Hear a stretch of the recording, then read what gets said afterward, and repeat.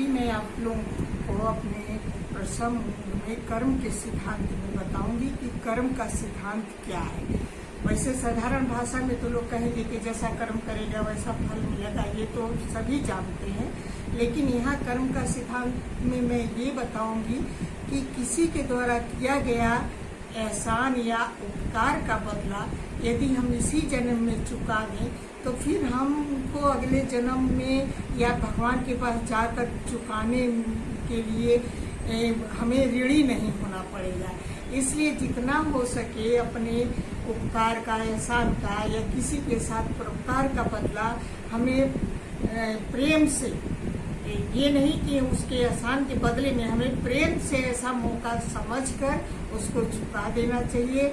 हालांकि इसमें भी महादेव जी की ही इच्छा होगी तभी चुकेगा, लेकिन कोशिश तो किया जा सकता है कि कैसे हम उसके उपकार को चुका दें। इसको मैं अभी स्पष्ट करूंगी इस घटना के द्वारा कि ये सत्य घटना है कि कैसे चुकाया। एक डॉक्टर थे, उनकी क्लिनिक में एक एक्सीडेंटल केस आया और उन्होंने देखा तो उस केस को अपने डील किए और अपने स्टाफ से कहे कि इसका पूरा ध्यान रखिएगा इस पेशेंट का, और किसी प्रकार का कोई पैसा, रुपया, मेडिसिन चार्ज कुछ नहीं लिया जाएगा। सब लोग एक दूसरे को देखने लगे। फिर उनका आदेश था तो पालन करना ही था और सब लोगों ने उनके आदेश का पालन किया और भगवान की कृपा से 10 दिन बाद वो एकदम सही हो गए। इतना अच्छी देखभाल उन सबों का हुआ कि वो एकदम अच्छे हो गए। तो डिस्चार्ज लेटर दिया गया तो डॉक्टर साहब ने कहा कि डिस्चार्ज लेटर देने के बाद इनको मेरे क्लिनिक में, मेरे चैम्बर में भेज दो, और उनके चैम्बर में वो गए। तब डॉक्टर साहब ने कहा कि तुम वही प्रवीण हो जिसने मेरी ऐसे मौके पर सहायता किया था जिस समय मैं बहुत परेशान था। आधी रात के समय मैं पिकनिक पर गया था, मेरी कार खराब हो गई थी, मैं परिवार सहित परेशान था। उस समय तुम देवदूत बनकर आए और तुमने मुझे बहुत ही मदद किया। वो चुपचाप प्रवीण सुन रहे थे। प्रवीण तो शिव भक्त थे ही। तो फिर उन्होंने उसको याद दिलाया कि तुम्हें याद आया कि नहीं कि तुमने मेरी कार भी ठीक कराई और मुझे अपने घर भी ले गए, घर में रहने का जगह, खाने की व्यवस्था भी किए और हमें वापस छुड़वाए।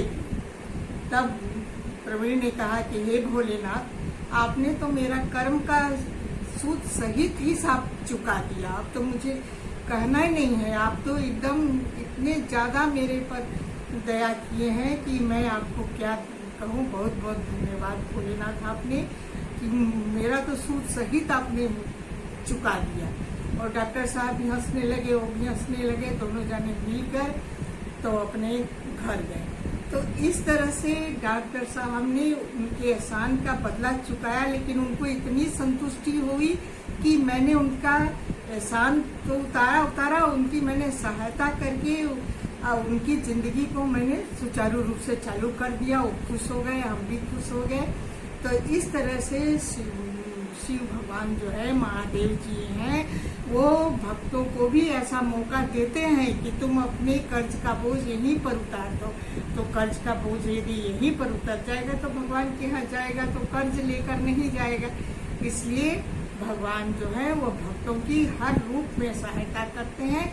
हमें भगवान पर विश्वास करना चाहिए। जय महादेव।